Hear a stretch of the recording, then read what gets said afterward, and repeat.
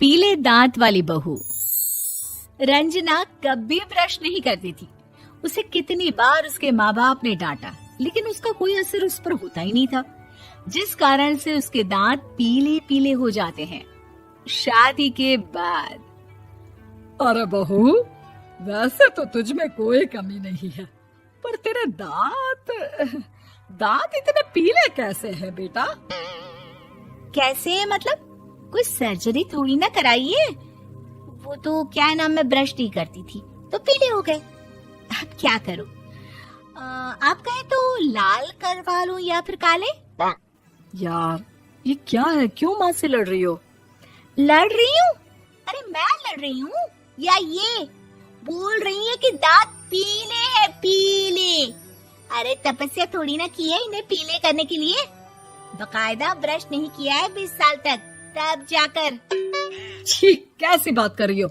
ये उस वक्त तो पीले नहीं थे जब हम लोग तुम्हें देखने आए थे। अरे तब साफ करवा लिया होगा डेंटिस्ट के पास जाकर। अब देखो कैसे पीले पीले लग रहे हैं। रंजना सास की तरफ गुस्से से देखती है। फिर शुरू हो गई पीले पीले पीले। अरे पीले तो तब भी थे जब मेरे हाथ का रसगुल्ला उड़ा उड़ा कर खा रही थी और बोल रही थी, लड़की नहीं गुणों का खजाना दे रहे भाई साहब आप। खैर, अब वो लोग करते भी तो क्या करते, पीले दांत वाली बहू पल्ले पड़ी थी तो झेलना तो था ही। एक दिन कीर्तन में रंजना गाना गा रही थी। अरे कमला बहन, माँ का द्वार है, यहाँ तो सब शुद्ध होकर आते हैं, फिर अपनी बहू को ब्रश भी नहीं करवाती तुम।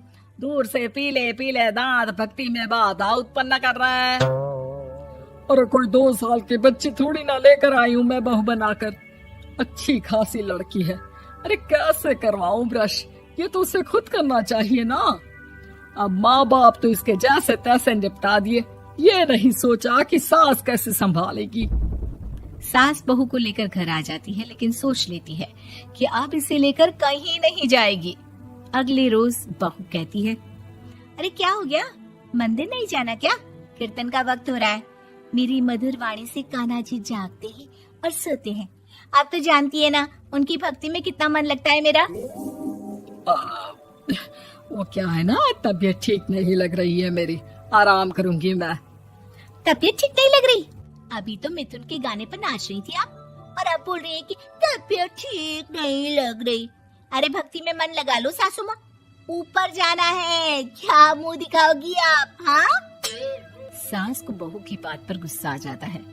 मैं क्या मुंह दिखाऊंगी, इसकी चिंता तो ना कर, समझी? अपने मुंह की चिंता कर, जो ये पीले पीले दांत लेकर हर जगह पहुंच जाती है। पता है लोग कितना मजाक बनाते हैं। ना जी ना, मैं नहीं जाना कहीं तेरे साथ। तो ये बात है। कोई ना, मत जाओ, मैं अपने कमरे में ही बैठकर भक्ति कर लूंगी। ऊपर वाला दांत थोड़ी ना देखता है, मन देखता है, भावना देखता है। और अरे बस बस, तू सब कुछ दिखा, बस ये सफेद चमकदार दांत ना दिखाना किसी को, है? जा यहाँ से। बहू को सास की बात का कोई फर्क नहीं पड़ता, वो तो जैसी थी वैसी ही रह जाती है। सुबह नहाकर किचन में खाना बनाना, फिर खाना खाना, कीर्तन भजन करना और सो जाना। एक दिन, माँ जी मैं सहेली के घर जा रही हूँ, शाम को लेट आऊंगी। हाँ, तो जाना, मैंने कौन सा तेरी आरती करनी है घर पर बैठकर। रंजना सहेली के घर जाती है, जहाँ वो पार्टी में जाने की तैयारी कर रही होती है। अरे शिखा, कहाँ जाने की तैयारी कर रही है?